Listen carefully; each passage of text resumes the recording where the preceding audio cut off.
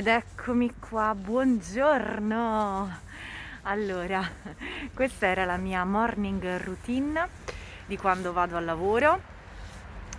Ora sono arrivata, ma sono un attimo in anticipo. Sono riuscita a fare tutte le mie cose. Oggi ne ho anche approfittato, ho attaccato anche una lavatrice che di solito quando ho queste giornate così impegnative la mattina non attacco mai, perché poi non ho modo di stenderla, ma oggi ne ho approfittato perché un cliente di Massimo gli ha dato buca, quindi Massimo tornava a casa e me la poteva stendere. Ho passato l'aspirapolvere in tutta casa, ho pulito solo i sanitari del bagno ovviamente, e ovviamente non sono riuscita a lavare a terra, ma non è un problema perché tanto il mercoledì faccio tutto e poi il venerdì sono un pochino più libera. Oggi è giovedì e quindi faccio poi tutto il venerdì.